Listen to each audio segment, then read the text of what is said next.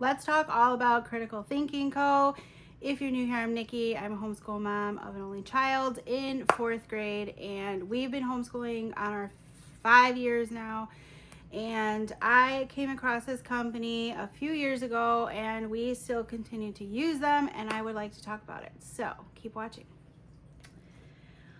All right, so currently we have been using about 4 Critical Thinking Co books in our 4th grade year. Now, we have used other ones in previous years, but I don't have them to show you, so I'm just going to talk about these because these are where it's at.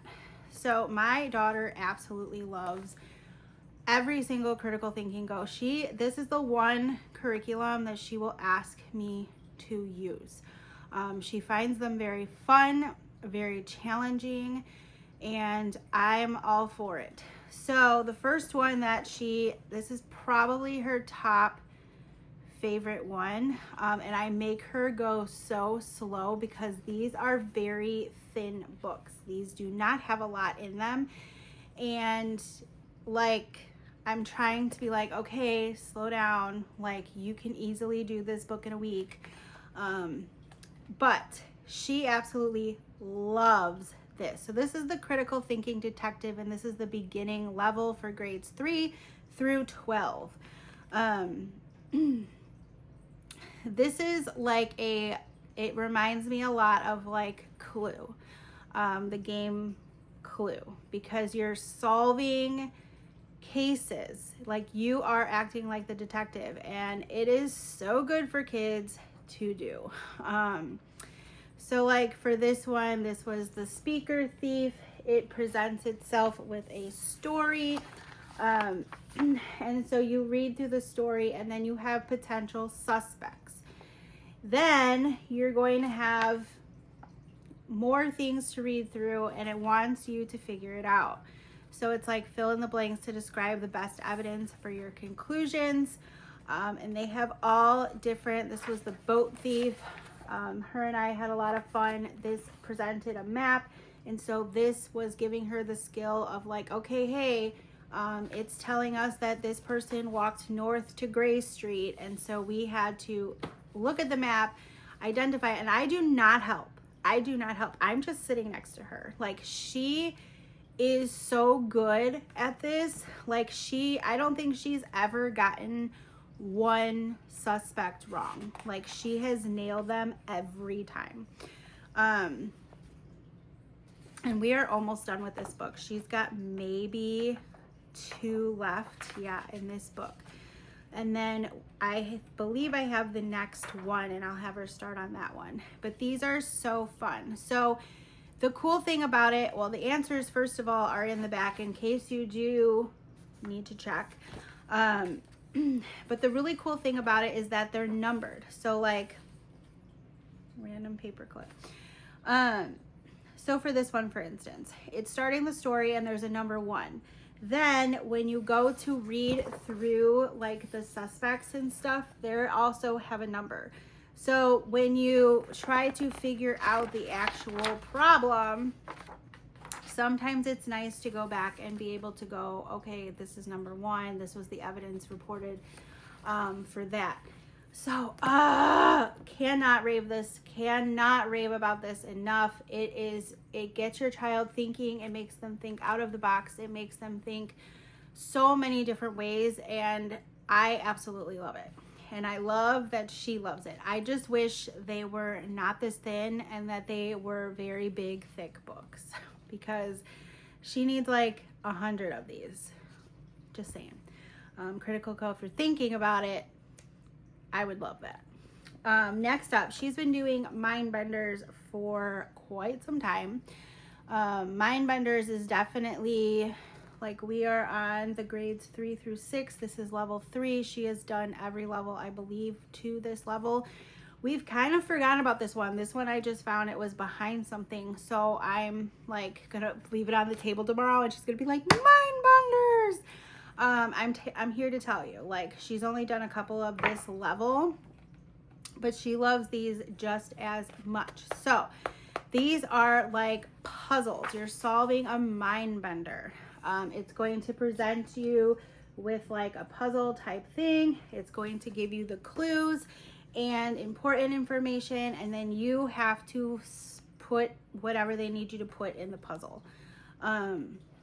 So she loves these. Yeah, we've only done like one from this book before. We've lost it. So she's going to be super, super excited about that, to find the lab. But like, for example, so this was a puzzle, and it has Edmund, Ida, Joanne, Tony are friends. Read the clues to find each person's last name. Edmund's last name is often misspelled with an F. Ida's last name is no longer than Tony's, but shorter than Edmund's. Frank has a birthday 2 days after Joanne's. So then she would go ahead and solve the puzzle. She loves doing it. She loves it. There's always a sample in the beginning and like how to do it. So it kind of walks you through step by step. But she has absolutely adored doing the puzzles. This book is just a slight bit thicker, but like 30 pages. Like, it's not that much bigger than the reading or critical detective. But there is other things. So I'm looking at the back of the book, and they have a ton of other things on here. Another thing that I've seen on the back that we have done specifically is editor-in-chief. I did a whole video comparing editor-in-chief to, oh gosh, what am I thinking? I think it was like the nose tree from, oh my gosh, I'll insert a picture. I cannot for the life of me think of the name of the company. I did a side-by-side comparison, and I honestly loved the context better in editor-in-chief compared to the other company that I did the video for, which I may redo that video because I've come across more things that I think I could add to that. But we loved editor-in-chief. The only other thing I'm not or seeing on the back that that's the only thing on the back other than that we've done. I would love to check out more of their books. I think they are awesome, and so does my child. The other thing we've dabbled into is this writing detective. It's kind of going through the same type of style and flow. So it's going to give you a story, and then now instead of solving, it's going to have you write about it. So like, it'll have a story. This one is, what did the crowd see? It was talking about the sun shining on the water, and it has a couple on a bike, and it'll have some reading comprehension questions. And then on the next page, it'll have the child doing an outline. So it's starting them with how to do an outline and what they need in the story. So it's saying that filling out this outline is going to help you write a short article for the newspaper explaining what happened in the story. So she did the outline, and then she had to write her paragraph over, the article that she was doing in the story. So another one was about a shark. It's the same thing. It has comprehension questions to make sure you're understanding and comprehending what the article or whatever you're reading. This one is a statement, or no, it's a story. And then they're doing the outline on the next page, and then they're writing the article. Now, I will say this one's a little bit more of a challenge for her. She is not in love with writing. She used to be in love with writing, but when it comes to the formality of writing, she can't stand it. So I thought by adding the company and the book that she really, really loves, that it would help. Now, we started this at the very beginning. It was also a time when she was kind of not in the right mood to do this. And so I got, hi, thank you for reading. We never picked it up again because I didn't want to overly force the formality of it, and we kind of just backed away from writing in general because I didn't want to force her to do something that at the end of the day, if I can't find a way to introduce this to her that she's going to really like doing, then it's going to be tears. It's going to be a lot of those things. And I just don't feel like she's at the age where writing is 100% the biggest necessity in her education right now. So we're kind of just slowly dabbling. And don't get me wrong, like, she knows how to write. She knows how to write. She has written stories. She knows how to write a paragraph. She knows how to do these things. It's just about wanting to do them the way that she's being told to do it. So I've tried even taking that language out and going, okay, just write however you want, and then we can go back through and kind of like edit it. But that doesn't seem to work very well either. So I'm still on the struggle bus with writing, but I do think that this is a great book to kind of guide your kid in a gentle, approachive type way. Next up is Reading Detective. I have a big reader. She's a reader. She loves to read. I just did a library haul. We usually have like 30 books from the library every week or every couple weeks. And she just loves to read. Loves to read. And so this is another one that she asks to do. This is not something that I need her to do. We have curriculum that we go through. This is an extra, and this is totally by her choice. So if she wants to do it, I have at it, girlfriend. So this is for grades 3 and 4, and it is just using higher order thinking to improve reading comprehension.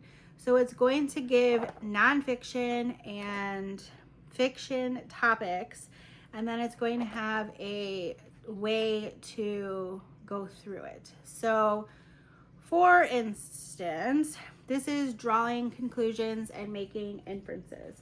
So she's reading, going through it, using her own knowledge, and then drawing whatever it needs them to do. Sometimes, or majority of the time, it has a mixture of like circle the answer kind of thing, like multiple choice, and then there are times where she does have to just write out the answer. But she really likes this. I don't know why she really likes this. So she just did another story, another inference kind of story. So she read through it, and then it had multiple choice on this page. And this is her bookmark, so we clearly have not gone or moved on to the next. So the next story is Why Dogs Wag Their Tails. So it has a lot of information to read through, and then it also has some questions following up on it. I just love the order of thinking that it makes the kids go through. It has a lot of thinking outside of the box, but really like understanding on a deeper level, in my opinion. And it doesn't mean that they're like really long, drawn out stories. This is 3rd, 4th grade, and this is only like a 3 little paragraph story, but it has a lot of, it's like, I forget the saying, like where it packs a punch, but it doesn't have to be this long drawn out thing. So like lead on Sacagawea. So it goes through different topics. Like there's all different topics in here. Real Pirates, the City Street game. This is making predictions, practicing how to make predictions. Let's see in the beginning of the book what it talks about, the things that it goes through. Okay, so the first thing is it goes through inferences, then it goes through vocabulary, then it goes through story parts, and then it goes through main ideas, theme, cause and effect, prediction, mixed skills.